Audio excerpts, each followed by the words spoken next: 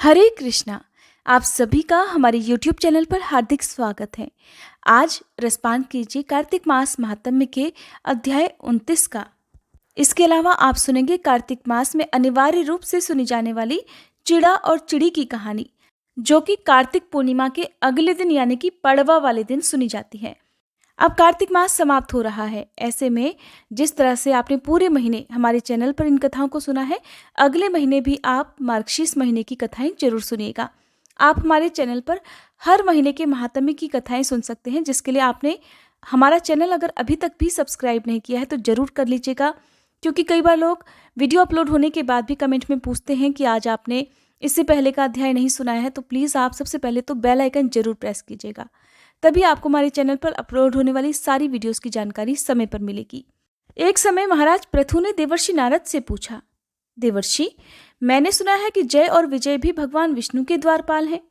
उन्होंने अपने पूर्व जन्म में ऐसा कौन सा पुण्य किया था कि जिससे भगवान के समान रूप धारण करके वे वैकुंठ धाम के द्वारपाल हुए?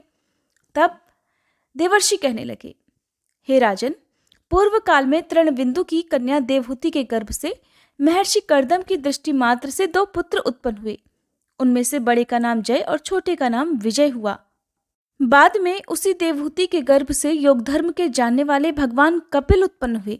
जय और विजय सदा भगवान की भक्ति में लीन रहा करते थे। वे नित्य अष्टाक्षर मंत्र का जप और वैष्णव व्रतों का पालन करते थे।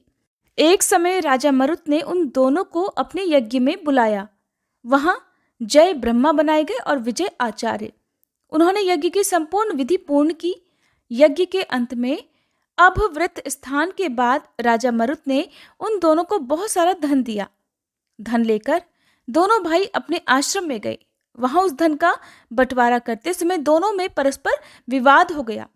जय ने कहा कि इस धन को बराबर बराबर बांट लिया जाए। विजय का कहना था कि नहीं, जिसको जो मिला है वो उसी के पास रहे।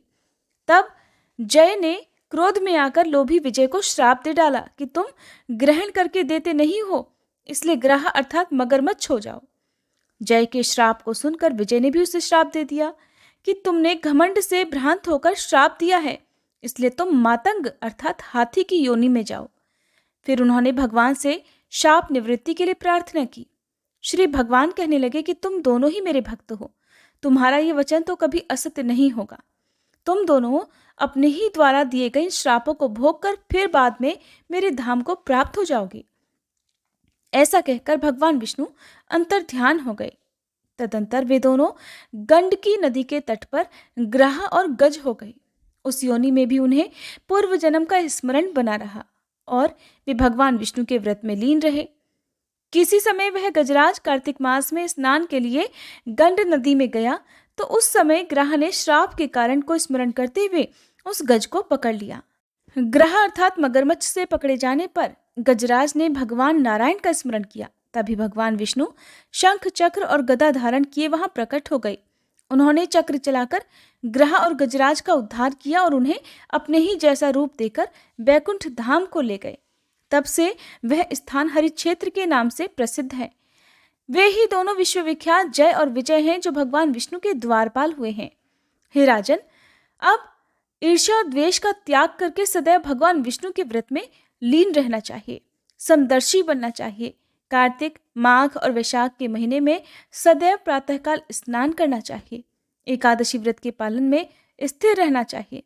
तुलसी जी के बगीचे की रक्षा करनी चाहिए। ऐसा करने से तुम भी शरीर का अंत होने पर भगवान विष्णु के परम पद को प्राप्त हो जाओगे। भगवान विष्णु को संतुष्ट करने वाले तुम्हारे इस व्रत से बढ़कर न यज्ञ है, न दान है और न ही तीर्थ आदि है। देवर्षि नारद ने कहा, हे राजन, धर्मदत्त को इस प्रकार उपदेश देकर वे दोनों विमानचारी पार्षद उस कलह के साथ बैकुंठ धाम को चले गए।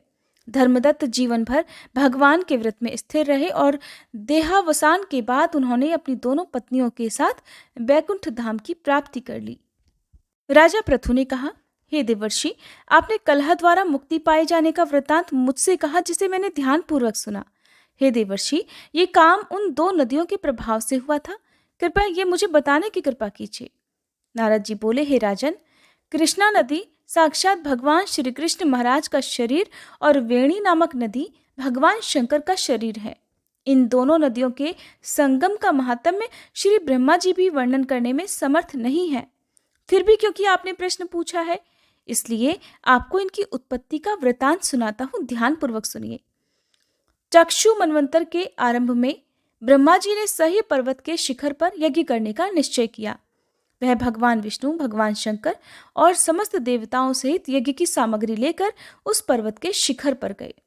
महर्षि भृगु आदि ऋषियों ने ब्रह्म मुहूर्त में उन्हें दीक्षा देने का विचार किया।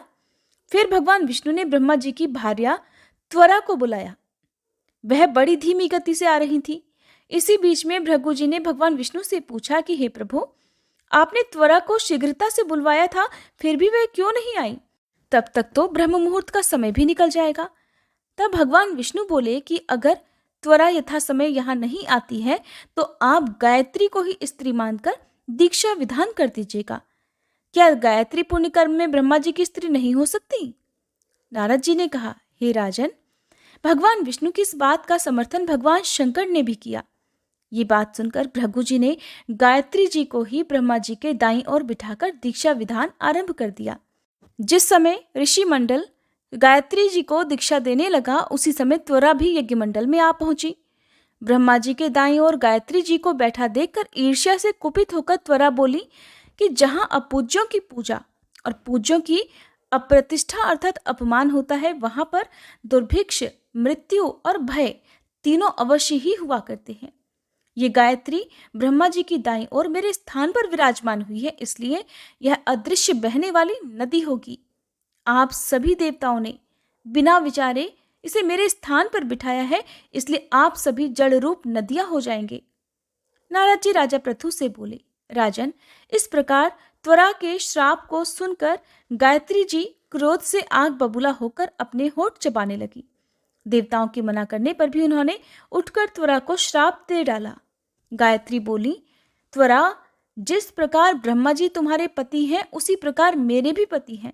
तुमने तो व्यर्थ ही श्राप दे डाला है, इसलिए तुम भी नदी हो जाओ। इस प्रकार श्राप सुनते ही सभी देवी देवताओं में खलबली मच गई। सभी देवता त्वरा को साष्टांग प्रणाम करके बोले, हे देवी, तुमने ब्रह्मा आदि समस्त देवताओं को जो श्राप दिया है वो उचित नहीं है, क्योंकि अगर हम सब जड़ रूप नदियां हो जाएंगे तो फिर निश्चय ही ये तीनों लोग तो बच नहीं पाएंगे। क्योंकि ये श्राप तुमने बिना विचार करके दिया है, इसलिए ये श्राप तुम वापस ले लो। त्वरा ने कहा, हे देवगणों, आपके द्वारा यज्ञ के आरंभ में गणेश पूजन ना किए जाने के कारण ही ये विघ्न उत्पन्न हुआ है और मेरा ये श्राप कदापि खाली नहीं जा सकता। इसलिए आप सभी अपने अंगों से जड़ीभूत होकर अवश्यमेव नदियां बनोगे। हम दोनों सौतने भी अपने अपने वंशों में पश्चिम में बहने वाली नदियां बनेंगी। नारद जी राजा पृथु से बोले, हे राजन, त्वरा के ये वचन सुनकर भगवान विष्णु, शंकर आदि सभी देवता अपने अपने अंशों से नदियां बन गए। भगवान विष्णु के अंश से कृष्णा, भगवान शंकर के अंश से वेणी और श्री ब्रह्मा जी के अंश से कुकुदमवती नामक नदियां उत्पन्न हो गई। समस्त देवताओं ने अपने अंशों को जड़ बनाकर वहीं सह्य पर्वत पर फेंक दिया। फिर उन लोगों के अंश पृथक पृथक नदियों के रूप में बहने लगे। देवताओं के अंशों से सहस्त्रों की संख्या में पश्चिम की ओर बहने वाली नदियां उत्पन्न हो गईं। गायत्री और त्वरा दोनों पश्चिम की ओर बहने वाली नदियां होकर एक साथ बहने लगी और उन दोनों का नाम सरस्वती पड़ गया। ब्रह्मा जी ने यज्ञ स्थान पर भगवान विष्णु और भगवान शंकर की स्थापना की। दोनों देवता महाबल और अतिबल के नाम से प्रसिद्ध हुए। हे राजन, कृष्णा और वेणी नदी की उत्पत्ति का यह वर्णन जो भी मनुष्य सुनेगा या सुनाएगा, उसे नदियों के दर्शन और स्नान का पूर्ण फल प्राप्त हो जाएगा। आज का अध्याय समाप्त हुआ। अब सुनिए कार्तिक मास की चिड़ा और चिड़ी की कहानी। एक बार की बात है, 4 चिड़िया थी। वह चारों ही कार्तिक स्नान करती थी। पड़वा के दिन उन्होंने सोचा कि चलो खिचड़ी बनाते हैं। सभी ने मिलकर घी, चावल और दाल का जुगाड़ किया और खिचड़ी बनाई। सबने सोचा कि चलो पहले स्नान करके आते हैं, फिर खिचड़ी खाएंगे। पहले एक चिड़िया गई, स्नान करके आ गई, बाकी नहीं आई। अब जो पहली चिड़िया आई उसे बहुत जोर से भूख लगी थी, तो उसने खिचड़ी की भाप खा ली। थोड़ी देर के बाद दूसरी चिड़िया आई, तो उसे भी जोर से भूख लगी हुई थी। उसने खिचड़ी का पानी पी लिया। तीसरी ने आकर खिचड़ी खा ली, तो चौथी ने खिचड़ी की खुरचन खा ली और खाने के बाद कुछ समय बाद वे चारों मर गई। अब जिस चिड़िया ने भाप खाई थी वह राजा के घर राजकुमारी के रूप में पैदा हुई। जिस चिड़िया ने खिचड़ी का पानी पिया था वह कुम्हार के घर पैदा हुई। जिसने खिचड़ी खाई उसने ब्राह्मण के घर में जन्म लिया, और जिसने खुरचन खाई उसने हथिनी के रूप में जन्म लिया। कुम्हार की लड़की राजा के यहाँ दासी बन गई, ब्राह्मण की लड़की राजकुमारी की सहेली बन गई, हथिनी भी राजा के यहाँ ही आ गई। राजकुमारी बनी चिड़िया को अपने पिछले जन्म की सभी बातें याद थी। जब राजकुमारी का विवाह हुआ तो उसने राजा से कहा कि मैं अपने साथ इस दासी और अपनी सहेली को भी ससुराल ले जाऊंगी। तो राजा ने कहा ठीक है, ले जाना। राजकुमारी फिर भी नहीं गई तो राजा ने पूछा अब क्या हुआ। तब उसने कहा कि मेरे साथ इस हथिनी को भी भेज दो, लेकिन हथिनी जाने को उठी ही नहीं।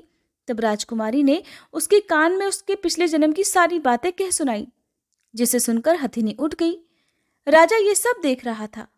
देखकर उसे बहुत क्रोध आया तो उसने तलवार निकालकर राजकुमारी से कहा कि सच बता तू है कौन, नहीं तो मैं तेरा सिर काट दूंगा। राजकुमारी ने तब राजा को सभी बातें सच सच बता दी। पिछले जन्म की सभी बातें सुनकर राजा बोला कि अगर कार्तिक स्नान का इतना महत्व है तब तो हम भी जोड़े से कार्तिक स्नान करके दान पुण्य किया करेंगे। तब से राजा और रानी हर साल कार्तिक स्नान करने लगे। इस कहानी को कार्तिक पूर्णिमा के दिन यानी कि पड़वा के दिन कहते और सुनते हैं। इस दिन आटे से घर बनाते हैं और आटे के चिड़ा चिड़ी बनाकर घर के बीचों बीच रख देते हैं। उन्हें वस्त्र पहनाते हैं और आटे के घर में घर का सारा सामान रखते हैं। चिड़ा और चिड़ी को खील बताशों का भोग लगाते हैं और इस दिन खिचड़ी बनाते हैं। खिचड़ी के साथ में घी, मूली और आम का अचार रखकर ठाकुर जी को भी भोग लगाकर फिर बाद में खुद भी प्रसाद रूप में ग्रहण करते हैं। ये थी आज की वीडियो। अगर आपको ये कथाएं पसंद आई हो तो प्लीज़ वीडियो को लाइक करके हमारे चैनल को अभी तक जिन्होंने भी सब्सक्राइब नहीं किया है जरूर कर लीजिएगा।